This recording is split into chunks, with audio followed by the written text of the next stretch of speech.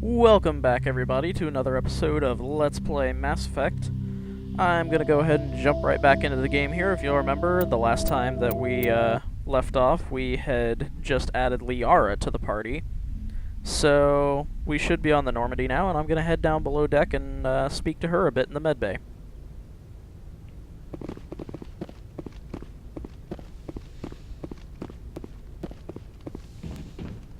Let's see, we're on the bridge here. I need to go down.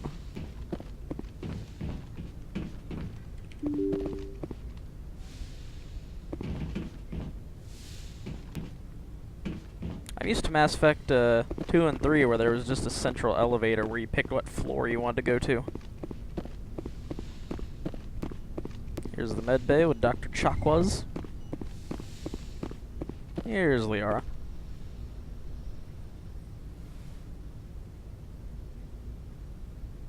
Commander, are you coming to check up on me? You look much better. How are you feeling? Dr. Chakwas assures me I am going to be fine.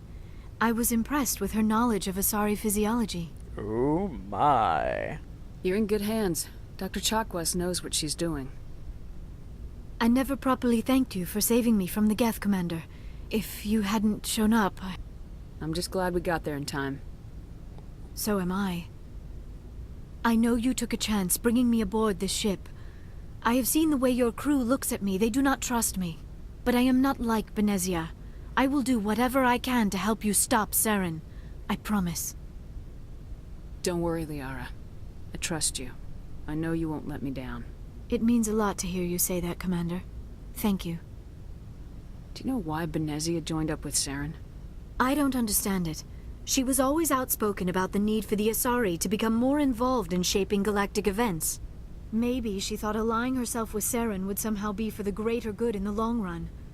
At least I hope so. This hurts you, doesn't it? None of this makes any sense to me. I have not spoken to Benezia in many years, but I know her, and this was not like her. Something changed. I'd like to know more about the Asari. We were the first species to discover the Citadel. We were instrumental in forming the Council, and we always strive to be the voice of peaceful cooperation in galactic disputes. My people believe we are all part of a single galactic community. Each species contributes something to the greater whole. Although we seek to understand other species, it seems few of them seek to understand us. The galaxy is filled with rumors and misinformation about my people. Like what? Most of the inaccuracies are centered around our mating rituals. My species is monogendered. Male and female have no real meaning for us. We still require a partner to reproduce. This second parent, however, may be of any species and any gender. I don't understand. Your species can mate with anyone? Mating is not quite the proper term, not as you understand it. Physical contact may or may not be involved, but it is not an essential element of the union. The true connection is mental. Our physiology allows us to meld with other beings. We can touch the very depths of their minds. We explore the genetic memory of their species. We share the most basic elements of their individual and racial identities. We then pass these traits on to our daughters. It is how we learn to grow as a species and how we develop a greater understanding of other races. What happens to your partner after the union? Every relationship is different. Some unions are a single encounter with both parents parting ways afterwards. Others can be more long-term. Sometimes an Asari and her partner will stay together for many decades. Do you know who Matriarch Benezia chose as her partner? She rarely spoke of her partner. Though I know my father, if you want to use that term, was another Asari. I thought you always needed another species to serve as one of the parents. Think about it, Shepard. If we were not able to mate with our own species, we would have died out long before we ever mastered spaceflight and left our homeworld. Union with our own kind is no longer common, not for the purposes of reproduction. Most Asari believe it weakens our species. Asari daughters inherit racial traits from the father species. If both parents are Asari, then nothing has been gained, or so conventional wisdom would hold. I am what is sometimes called a pureblood. Though no Asari would ever be cruel enough to say the word to my face, it is a great insult among my people. It is possible Benezia's partner was embarrassed by their union. She may have been too ashamed to publicly acknowledge me as her offspring. Maybe she wanted to meet you but couldn't. Something could have happened to her. Maybe she passed away. You might be right. I hope you are. But I have no way to know for sure. Benezia never spoke of her partner. Whatever happened, it caused her too much pain to dwell on it. She raised me by herself, though that is not uncommon. Many Asari raise their children alone, particularly if the father species is short-lived. Often the partner will pass on long before the child reaches maturity. Do you know who Matriarch Benezia chose as her partner? She rarely spoke of her partner. Oh, we already had this conversation. Though I know my father, if you want to use that term. Benezia never told you her partner's union name? with our Asari. I am what... It is possible Benezia's partner was embarrassed by their union. Many Asari raise their children alone, particularly if the father species is short-lived. Often the partner will pass on long before the child reaches maturity. You Asari live for 1,000 years. What happens when your partner dies? Few sapient species live as long as my kind. We have learned to take a philosophical approach to our unions. We do not focus on the inevitable loss of our partners. Instead, we enjoy the time we spend with them. And even after they're gone, a part of them lives on in us. The union is a connection that transcends both time and space. I should go. Goodbye, Commander.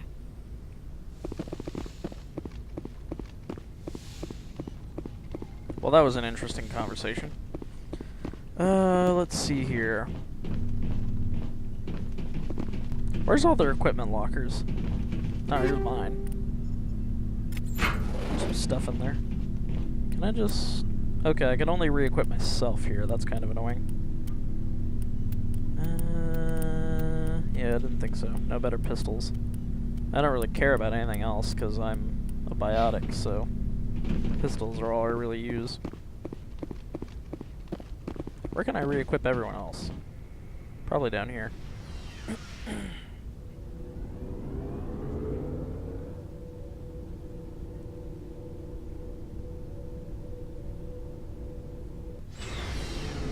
Well, that took a second. Oh. Hey, Commander. Looking for some extra supplies before you head out? What have you got? Whatever you want. Why is that Armor, arrow still in weapons, front of us? mods. It's not standard Alliance Okay, issue, now it's gone. but that's That not was weird. necessarily a bad thing. Well, as long as you don't mind paying for it. Why should I pay you for my weapons and armor? My stuff doesn't come from the Alliance. I have to purchase it myself, and it's not cheap. Hell, the licenses alone have set me back more than I'd like. But no licenses, no goods.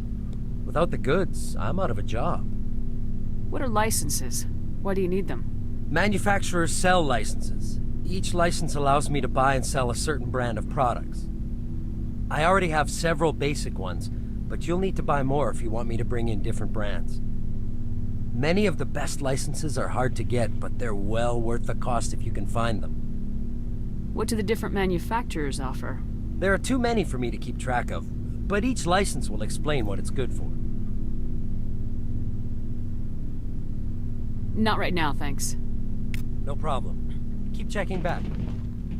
I never really buy from him anyway. Oh, here's Garrus. I'm trying to talk to you here. Commander, There we go. nice work out there. I knew working with the Spectre would be better than life at CSEC. Have you worked with the Spectre before? Well, no, but I know what they're like. Spectres make their own rules. You're free to handle things your way. At CSEC, you're buried by rules. The damn bureaucrats are always on your back. For the most part, the rules are there for a reason. Maybe. But sometimes it feels like the rules are only there to stop me from doing my work. If I'm trying to take down a suspect, it shouldn't matter how I do it, as long as I do it. But CSEC wants it done their way. Protocol and procedure come first. That's why I left. So you just quit because you didn't like the way they do things? There's more to it than that. It didn't start out bad, but as I rose in ranks, I got saddled with more and more red tape. CSEC's handling of Saren was typical. I just couldn't take it anymore. I hate leaving. I hope you made the right choice. I'd hate for you to regret it later. Well, that's sort of why I teamed up with you. It's a chance for me to get off the Citadel, see how things are done outside CSEC. Either way, I plan to make the most of this. And without CSEC headquarters looking over my shoulder, well, maybe I can get the job done my way for a change. If getting the job done means endangering innocent people, then no. We get the job done right, not fast. Got it? I wasn't trying to. I understand, Commander.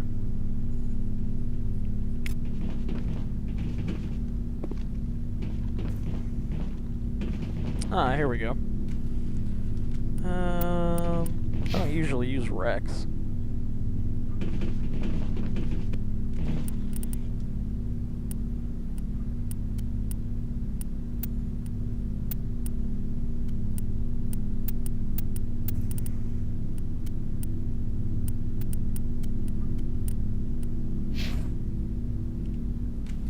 Okay, here we go.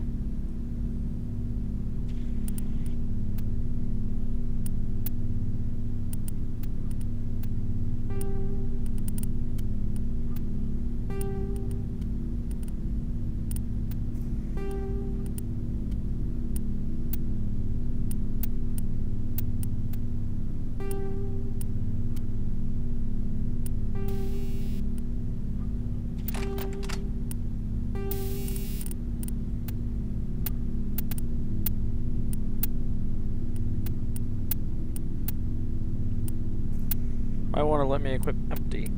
Alright, whatever. I don't care. Oh, there it goes. Sweet. Alright, now we'll adjust... Tally. Okay, she's already set up pretty good. Yeah, because Tali and Liara are my usual partners, so I'll probably stick with them.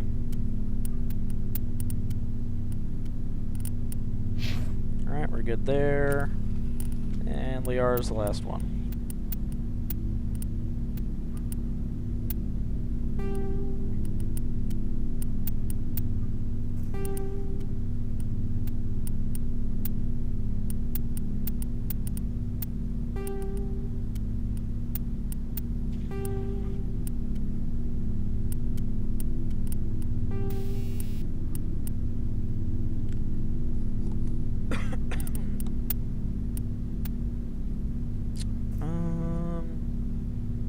Yeah, sure, let's go with Hardened Weave.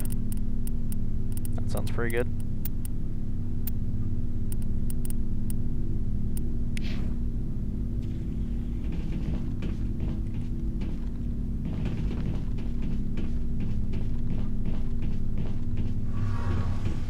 Oh, right, this is the engine room.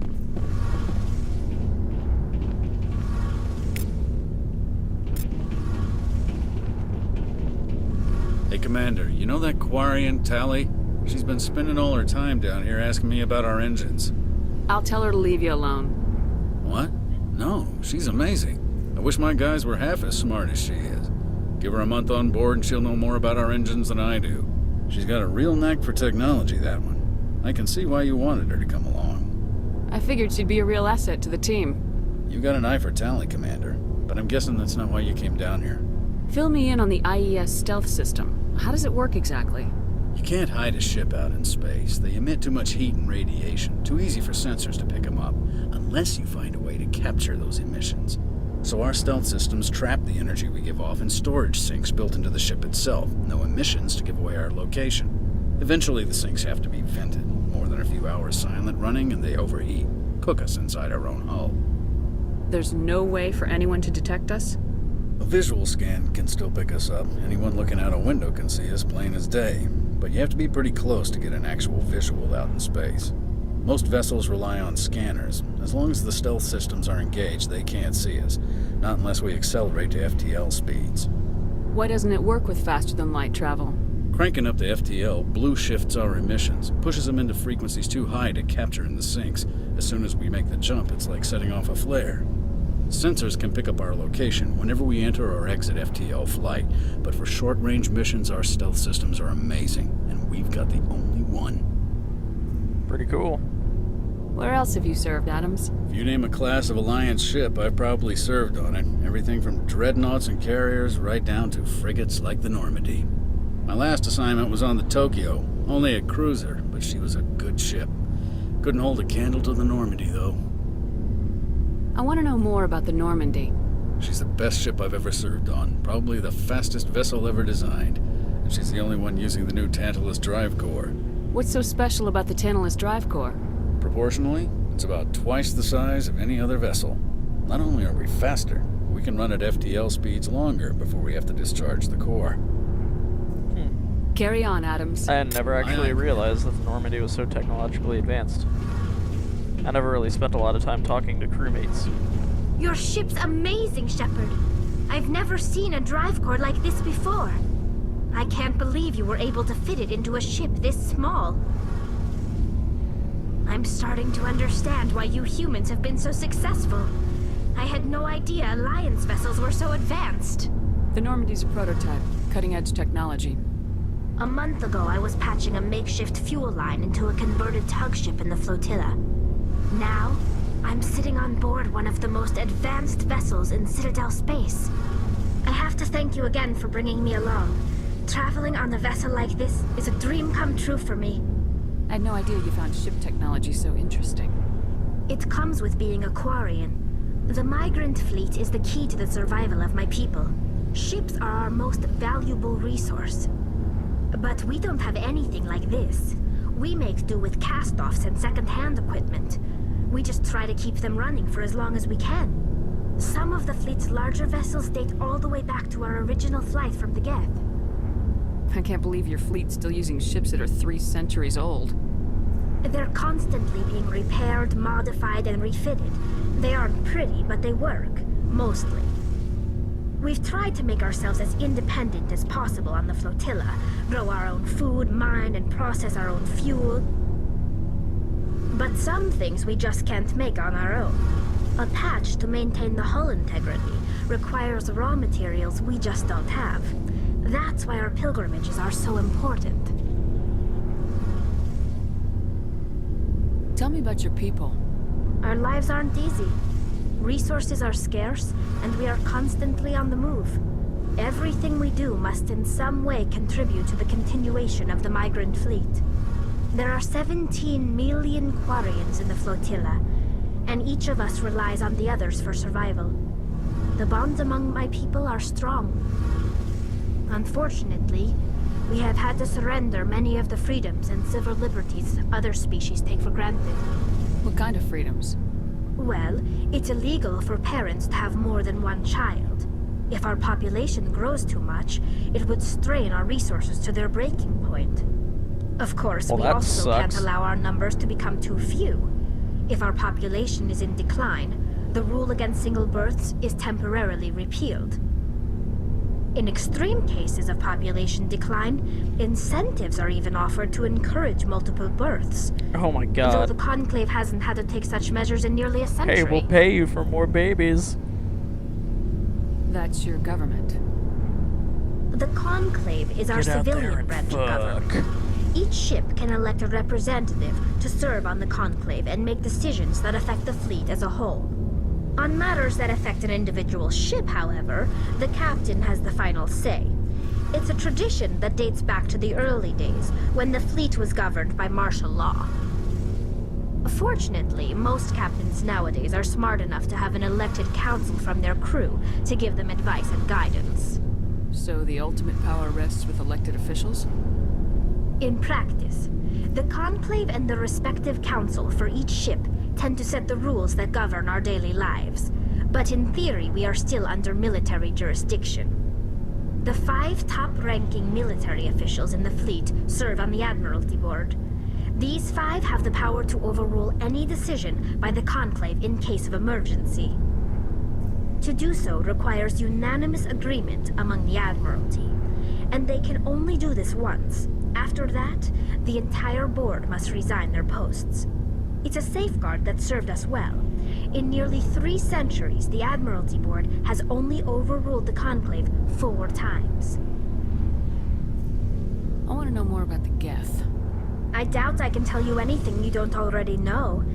It's been almost 3 centuries since they drove my people into exile. All I know is the story of their origins. What they were when we created them, and how they turned on us. Interesting.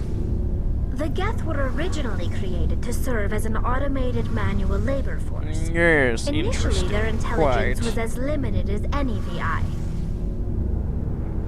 Over time, we made small modifications to their programming to allow them to perform more varied and complex tasks, bringing them closer and closer to true AI status. How come the Council didn't step in and stop you? This wasn't true AI research. We may have been skirting the bounds of the law, but we never did anything that was actually illegal. The changes were so insignificant, so gradual, that we were able to control them. Or so we thought. But one thing we underestimated was the power of the neural network. A million Geth thinking simultaneously created an inherently unstable matrix. So the Geth share brain power? Many of the Geth's logic systems were designed to work in concert with other nearby Geth. Basically, the more of them you have in a group, the smarter they are. So there's some sort of group consciousness. No, nothing like that. They cannot share sensory data or information. Their programming cannot handle that much simultaneous input. Each Geth maintains an individual awareness and identity. The neural network only operates on a process-based level. It's basically the synthetic equivalent of a subconscious. But when they're in close proximity, they can coordinate low-level functional processes, freeing up more capacity for original or independent thought. That doesn't make any sense. I'm probably oversimplifying. The Geth are incredibly advanced and complex creations. All you need to know is that they get smarter when they gather in large numbers. As we built more and more Geth, their effective intelligence became more sophisticated, more abstract. One day, a Geth began to ask its Quarian overseer questions about the nature of its existence. Am I alive? Why am I here? What is my purpose? As you can imagine, this caused a near panic among my people. I don't see what's so bad about those questions.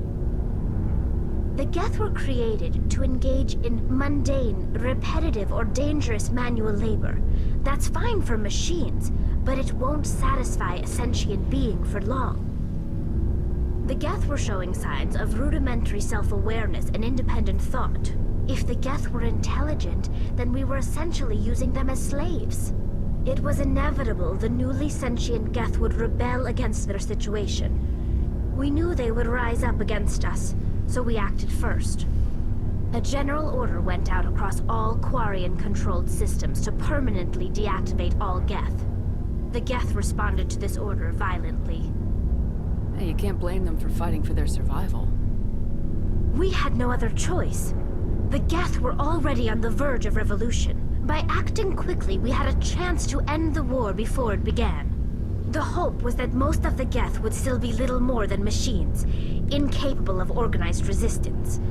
But they had progressed much further than anyone anticipated. The war was long and bloody. Millions upon millions of Quarians died at their hands. In the end, we were forced to flee our own homeworld. We feared the Geth would pursue us, but they never came beyond the Veil. Now we drift through space, exile searching for a way to reclaim what was once ours. It's hard to feel sorry for you. Your ancestors tried to wipe out another species. We made a mistake when we created the Geth in the first place. But we did not make a mistake when we went to war against them. If we had not acted, they would have wiped us out. They're a synthetic life form. They have no use for organics. None. Why do you think they cut themselves off from the rest of the galaxy? Why do you think they've killed every organic being who's ever tried to contact them? I didn't mean to offend you. I'm sorry. I didn't mean to get so worked up. Most Quarians tend to have pretty strong opinions about the Geth. I want to know more about the pilgrimage. When my people reach maturity, we leave our birth ships and seek acceptance with a new crew. It's necessary to maintain genetic diversity among the fleet. But no ship wants to accept someone who will be a burden on them. So, to prove our worth, we embark on a pilgrimage. We set out alone, leaving the flotilla and our families behind us. We only return once we have found something of value we can bring back to the fleet. This is presented as a gift to the captain of the respective ship we wish to join. If the gift is accepted, we are welcomed into the crew. Can a captain choose to reject the gift? That doesn't happen often. Most captains are eager to increase the size of their crew. It increases their own standing in our society. Even when the gift is not particularly valuable, the captain usually accepts it out of a sense of tradition. However, there is a stigma to presenting a substandard gift. It's not the best way to make a good impression on a new community. Most pilgrims don't return until they find something worthwhile. I can't believe they just send you off alone. It's not like they just cast us out. Before we leave, we are given lessons in how to survive outside the flotilla, and given gifts to help us on our journey. We also receive implants to fight off sickness and disease. Generations of living in an isolated and highly controlled environment have left our immune systems weaker than most. By the time we leave the fleet, we are well equipped for the pilgrimage. This is a rite of passage for all Quarians. If it were dangerous, our numbers would suffer. Virtually every pilgrimage ends with a triumphant return and the ritual presentation of the gift to one of the fleet's captains. I want to talk about something else. Like Well, what? that was abrupt. I should go. Guess I'm done. See you later.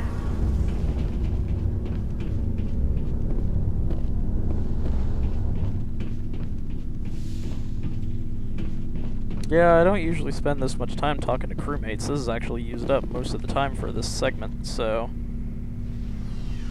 I might have to say, or I might have to cut it off here in a little bit. But not before we head to our next destination, I suppose.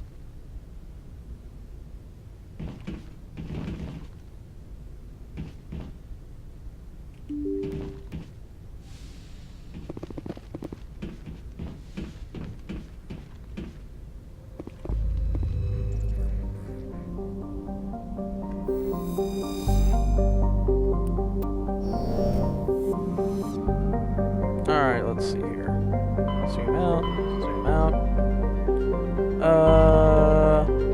The next one we'll head to is Novaria.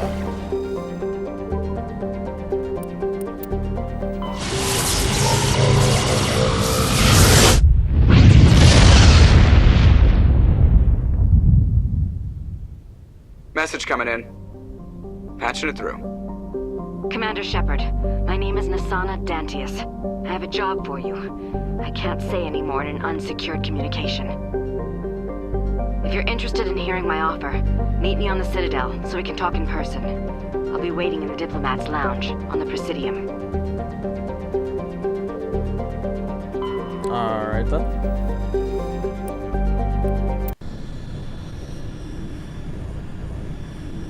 We'll head back and deal with that later.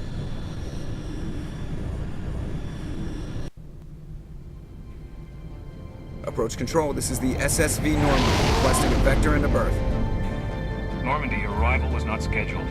Our defense grid is armed and tracking you. State your business. Citadel business. We got a Council Spectre aboard. Landing access granted. Normandy. Oh, this is the ice planet. That's Advised, right. we'll be confirming identification on arrival. If confirmation cannot be established, your vessel will be impounded. What a fun bunch. I think I'll take my next leave here. I love Joker. He's hilarious.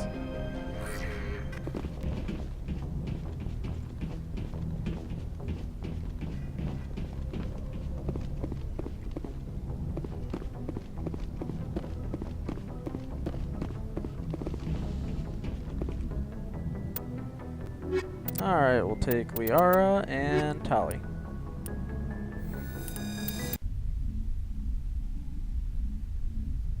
Equalizing interior pressure with exterior atmosphere. Logged. The commanding officer is ashore. Exo Presley has the deck. Alright, and here we are on Novaria. It's basically Hoth in this universe. But unfortunately, I have to call it quits here, so join me next time on Let's Play Mass Effect to see what's going to happen on Hoth. I mean Novaria. My bad. It's not as though this entire planet was copy-pasted from the Star Wars universe. Alright, thanks for watching. Catch you next time. Fight like a Krogan, run like a leopard, but you never be better than Commander Shepard.